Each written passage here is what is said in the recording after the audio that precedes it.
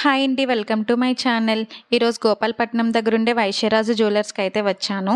ఇప్పటివరకు నేను సిఎంఆర్లో గోల్డ్కి స్కీమ్ అయితే కడుతున్నాను, బట్ ఒకసారి ఇక్కడ కూడా కడదామని చెప్పేసి వచ్చాను.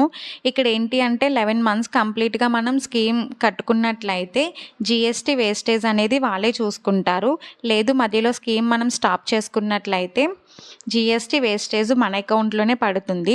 సో అట్లా కాకుండా లాస్ట్ వరకు పే చేసుకుంటే మనకనేది బెనిఫిట్స్ ఉంటాయి. ఇంకొకటి ఏంటంటే మనం మంత్లో అమౌంట్ పే చేసేటప్పుడు, స్కీమ్కి అమౌంట్ పే చేసుకునేటప్పుడు ఏ రోజు అయితే గోల్డ్ అమౌంట్ తక్కువ ఉందో చూసుకొని ఆ రోజు కట్టుకుంటే మనకి ఇంకా మంచి బెనిఫిట్స్ ఉంటాయి. ఎందుకంటే మనం తక్కువగా ఉన్నప్పుడు పే చేస్తే అది లాక్ చేస్తారు అదే కాస్ట్తోని. మనం లాస్ట్లో గోల్డ్ తీసుకునేటప్పుడు కూడా సేమ్ కాస్ట్కి, అంటే మనం గోల్డ్ తీసుకున్నప్పుడు ఎక్కువ కాస్ట్ ఉన్న సేమ్ కాస్ట్కి వస్తుంది.